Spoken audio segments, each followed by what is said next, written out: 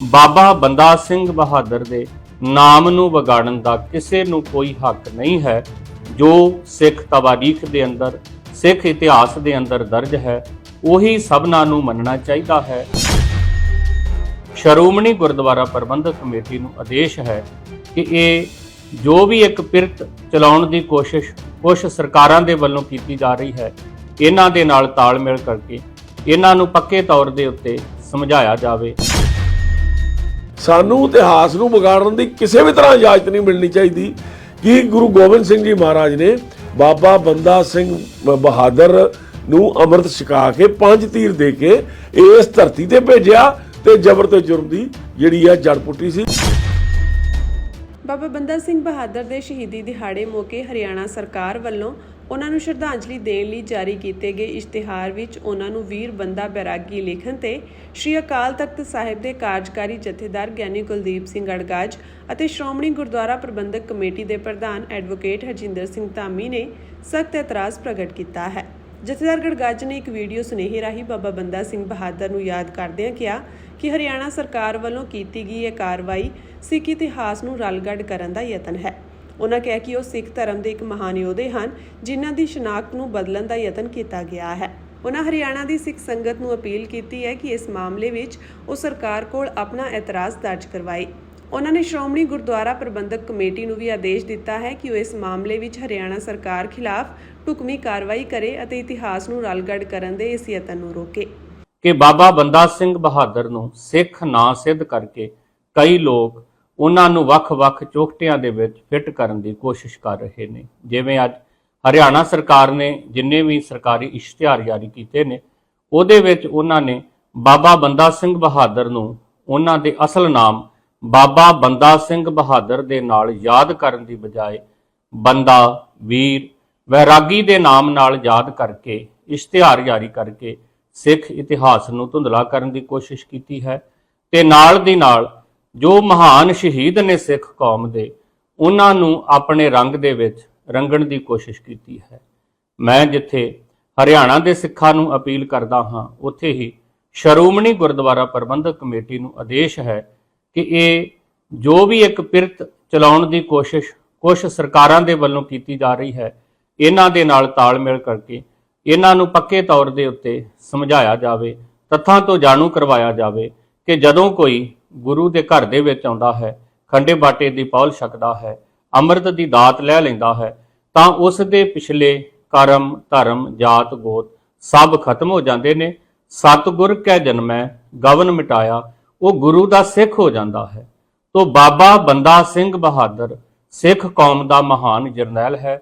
ਪਹਿਲਾ ਸਿੱਖ ਰਾਜ ਸਥਾਪਿਤ ਕਰਨ ਵਾਲਾ ਪਹਿਲਾ ਸਿੱਖ ਬਾਦਸ਼ਾਹ ਹੈ, ਮਹਾਨ ਸ਼ਹੀਦ ਹੈ। ਬਾਬਾ ਬੰਦਾ ਸਿੰਘ ਬਹਾਦਰ ਦੇ ਨਾਮ ਨੂੰ ਵਿਗਾੜਨ ਦਾ ਕਿਸੇ ਨੂੰ ਕੋਈ ਹੱਕ ਨਹੀਂ ਹੈ। ਜੋ ਸਿੱਖ ਤਵਾਰੀਖ ਦੇ ਅੰਦਰ, ਸਿੱਖ ਇਤਿਹਾਸ ਦੇ ਅੰਦਰ ਦਰਜ ਹੈ, ਉਹੀ ਸਭਨਾਂ ਨੂੰ ਮੰਨਣਾ ਚਾਹੀਦਾ ਹੈ। ਬਾਬਾ ਬੰਦਾ ਸਿੰਘ ਬਹਾਦਰ ਗੁਰੂ ਸਾਹਿਬ ਨੂੰ ਮਿਲਣ ਤੋਂ ਪਹਿਲਾਂ ਕੀ ਸੀ, ਇਸ ਦਾ ਅੱਗੇ ਕਿਸੇ ਨੂੰ ਵੀ ਆਪਣੇ ਤਰੀਕੇ ਦੇ ਨਾਲ ਤੋੜ ਮਰੋੜ ਕੇ ਪੇਸ਼ ਕਰਨ ਦਾ ਕੋਈ ਹੱਕ ਨਹੀਂ ਹੈ, ਕਿਉਂਕਿ ਉਹ ਜਦੋਂ ਗੁਰੂ ਸਾਹਿਬ ਨੂੰ ਮਿਲੇ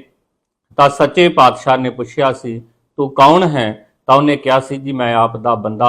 ਉਸ ਤੋਂ ਉਹਨਾਂ ਦਾ ਨਾਮ ਪ੍ਰਸਿੱਧ ਹੋਇਆ ਸੀ ਬਾਬਾ ਬੰਦਾ ਸਿੰਘ ਬਹਾਦਰ। ਮੈਂ ਬਾਬਾ ਬੰਦਾ ਸਿੰਘ ਬਹਾਦਰ ਦੀ ਸ਼ਹਾਦਤ ਤੇ, ਉਹਨਾਂ ਦੀ ਸ਼ਹਾਦਤ ਤੇ ਕੋਟਾਨ ਕੋਟ ਪ੍ਰਣਾਮ ਵੀ ਕਰਦਾ ਹਾਂ ਤੇ ਸਿੱਖ ਸੰਗਤ ਨੂੰ ਅਪੀਲ ਕਰਦਾ ਹਾਂ ਕਿ ਆਓ ਆਪਾਂ ਸਾਰੇ ਆਪਣੇ ਸ਼ਹੀਦਾਂ ਦਾ ਮਾਣ ਸਨਮਾਨ ਬਰਕਰਾਰ ਰੱਖੀਏ ਅਤੇ ਸ਼ਹੀਦਾਂ ਨੂੰ ਯਾਦ ਕਰਦਿਆਂ ਹੋਇਆਂ ਗੁਰੂ ਦੇ ਦਿੱਤੇ ਹੋਏ ਰਸਤੇ ਦੇ ਉੱਤੇ ਤੁਰੀਏ ਜੀ। ਇਸ ਦੌਰਾਨ ਸ਼੍ਰੋਮਣੀ ਕਮੇਟੀ ਦੇ ਪ੍ਰਧਾਨ ਐਡਵੋਕੇਟ ਹਰਜਿੰਦਰ ਸਿੰਘ ਧਾਮੀ ਨੇ ਕਿਹਾ ਕਿ ਸਰਕਾਰ ਦੀ ਇਹ ਕਾਰਵਾਈ ਜਿੱਥੇ ਸਿੱਖ ਸਿਧਾਂਤਾਂ ਅਤੇ ਬਾਬਾ ਬੰਦਾ ਸਿੰਘ ਬਹਾਦਰ ਦੇ ਜੀਵਨ ਤੇ ਸ਼ਹਾਦਤ ਦਾ ਅਪਮਾਨ ਹੈ, ਉੱਥੇ ਇਸ ਨਾਲ ਸਿੱਖ ਭਾਵਨਾਵਾਂ ਨੂੰ ਵੀ ਗਹਿਰੀ ਸੱਟ ਵੱਜੀ ਹੈ। ਉਹਨਾਂ ਕਿਹਾ ਕਿ ਬਾਬਾ ਬੰਦਾ ਸਿੰਘ ਬਹਾਦਰ ਨੇ ਸ੍ਰੀ ਗੁਰੂ ਗੋਬਿੰਦ ਸਿੰਘ ਜੀ ਦਾ ਥਾਪੜਾ ਲੈ ਕੇ ਮੁਗਲ ਸਾਮਰਾਜ ਦਾ ਮੁਕਾਬਲਾ ਕੀਤਾ ਅਤੇ ਉਹਨਾਂ ਦੀ ਅਗਵਾਈ ਵਿੱਚ ਸਿੱਖਾਂ ਨੇ ਜ਼ੁਲਮੀ ਹਕੂਮਤ ਦੀਆਂ ਜੜ੍ਹਾਂ ਪੁੱਟਦਿਆਂ ਸਾਹਿਬਜ਼ਾਦਿਆਂ ਦੀ ਸ਼ਹਾਦਤ ਦਾ ਬਦਲਾ ਲਿਆ। ਬਾਬਾ ਬੰਦਾ ਸਿੰਘ ਬਹਾਦਰ ਨੇ ਪਹਿਲੇ ਸਿੱਖ ਰਾਜ ਦੀ ਸਥਾਪਨਾ ਕੀਤੀ ਅਤੇ ਜਾਗੀਰਦਾਰੀ ਪ੍ਰਥਾ ਨੂੰ ਖਤਮ ਕਰਕੇ ਕਿਸਾਨਾਂ ਨੂੰ ਜ਼ਮੀਨਾਂ ਦੇ ਮਾਲਕੀ ਹੱਕ ਦਿਵਾਏ, ਜੋ ਸਮਾਜਿਕ ਬਰਾਬਰੀ ਦੀ ਇੱਕ ਵੱਡੀ ਮਿਸਾਲ ਹੈ। ਸ਼੍ਰੋਮਣੀ ਕਮੇਟੀ ਪ੍ਰਧਾਨ ਨੇ ਕਿਹਾ ਕਿ ਬਾਬਾ ਬੰਦਾ ਸਿੰਘ ਬਹਾਦਰ ਬੈਰਾਗੀ ਬਾਣਾ ਤਿਆਗ ਕੇ ਸ੍ਰੀ ਗੁਰੂ ਗੋਬਿੰਦ ਸਿੰਘ ਜੀ ਦੇ ਸਿੱਖ ਬਣੇ ਸਨ ਅਤੇ ਉਹਨਾਂ ਨੂੰ ਵੀਰ ਬੰਦਾ ਬੈਰਾਗੀ ਕਹਿਣਾ ਇਤਿਹਾਸਕ ਸੱਚਾਈ ਨੂੰ ਤੋੜ ਮਰੋੜ ਕੇ ਪੇਸ਼ ਕਰਦਾ ਹੈ। ਉਹਨਾਂ ਕਿਹਾ ਕਿ ਅਜਿਹਾ ਸਾਜ਼ਿਸ਼ ਤਹਿਤ ਸਿੱਖਾਂ ਦੀ ਮੌਲਿਕਤਾ ਅਤੇ ਅੱਡਰੀ ਪਛਾਣ ਨੂੰ ਖੰਡਿਤ ਕਰਨ ਲਈ ਜਾਣਬੁੱਝ ਕੇ ਕੀਤਾ ਜਾ ਰਿਹਾ ਜਾਪਦਾ ਹੈ। ਉਹਨਾਂ ਕਿਹਾ ਕਿ ਹਰਿਆਣਾ ਸਰਕਾਰ ਦੀ ਇਹ ਹਰਕਤ ਸਿੱਖ ਇਤਿਹਾਸ ਦੀ ਗਲਤ ਵਿਆਖਿਆ ਕਰਨ ਵਾਲੀ ਅਤੇ ਸਿੱਖ ਸ਼ਹੀਦਾਂ ਦਾ ਵੱਡਾ ਅਪਮਾਨ ਹੈ। ਐਡਵੋਕੇਟ ਧਾਮੀ ਨੇ ਕਿਹਾ ਕਿ ਹਰਿਆਣਾ ਸਰਕਾਰ ਸਿੱਖ ਇਤਿਹਾਸ ਨੂੰ ਵਿਗਾੜਨ ਵਾਲੀਆਂ ਹਰਕਤਾਂ ਤੋਂ ਬਾਜ਼ ਆਵੇ ਅਤੇ ਅਜਿਹੀ ਕਾਰਵਾਈ ਕਰਨ ਵਾਲੇ ਅਧਿਕਾਰੀਆਂ ਵਿਰੁੱਧ ਸਖਤ ਕਾਰਵਾਈ ਕਰੇ। ਅੱਜ ਬਾਬਾ ਬੰਦਾ ਸਿੰਘ ਬਹਾਦਰ ਨੂੰ ਯਾਦ ਕਰੋ, ਪਰ ਉਹਨਾਂ ਦੇ ਨਾਮ ਦੇ ਨਾਲ ਇੱਕ ਅਜੇ ਇਸ਼ਤਿਹਾਰ ਤੁਸੀਂ ਦੇਖ ਰਹੇ ਹੋ, ਇਹ ਸੋਸ਼ਲ ਮੀਡੀਆ ਤੇ ਵੀ ਆ ਤੇ ਆਮ ਮੀਡੀਆ ਦੇ ਅਖਬਾਰਾਂ ਵਿੱਚ ਵੀ ਆ, ਜਿਹਦੇ ਵਿੱਚ ਬਾਬਾ ਬੰਦਾ ਸਿੰਘ ਬਹਾਦਰ ਨੂੰ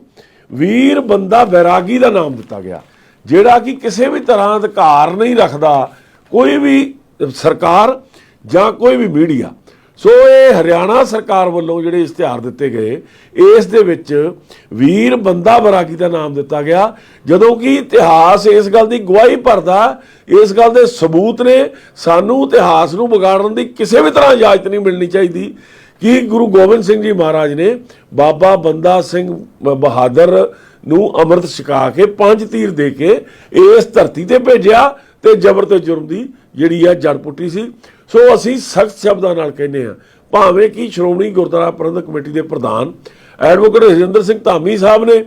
ਸ਼੍ਰੋਮਣੀ ਕਮੇਟੀ ਦੇ ਵੱਲੋਂ ਇਸ ਗੱਲ ਦੀ ਚੇਤਾਵਨੀ ਜਾਰੀ ਕਰ ਦਿੱਤੀ ਆ ਕਿ ਅੱਗੇ ਤੋਂ ਇਸ ਤਰ੍ਹਾਂ ਦੀ ਕਾਰਵਾਈ ਜਿਹੜੀ ਆ ਉਹ ਨਹੀਂ ਹੋਣੀ ਚਾਹੀਦੀ। ਹੋਈ ਕਾਰਵਾਈ ਦੀ ਜਿਹੜੀ ਆ ਉਹਨਾਂ ਨੂੰ ਮਾਫੀ ਮੰਗਣੀ ਚਾਹੀਦੀ ਆ, ਕਿਉਂਕਿ ਬੰਦਾ ਸਿੰਘ ਬਹਾਦਰ ਜਿਹੜਾ ਕਿ ਅੰਮ੍ਰਿਤਧਾਰੀ ਗੁਰੂ ਦਾ ਸਿੱਖ ਸੀ, ਉਹਦੇ ਨਾਮ ਦੇ ਨਾਲ ਵੀਰ ਬੈਰਾਗੀ ਲਾਉਣਾ ਮੈਨੂੰ ਲੱਗਦਾ ਵੀ ਇਹ ਕਿਸੇ ਵੀ ਤਰ੍ਹਾਂ ਵਾਜਬ ਨਹੀਂ ਆ ਤੇ ਇਹਦੇ ਵਿੱਚ ਕੋਈ ਸ਼ਰਾਰਤ ਦਿਖਾਈ ਦਿੰਦੀ ਆ। ਸੋ ਅਸੀਂ ਇਹ ਗੱਲ ਠੀਕ ਆ ਕਿ ਉਹਨਾਂ ਦੇ ਇਤਿਹਾਸ, ਉਹਨਾਂ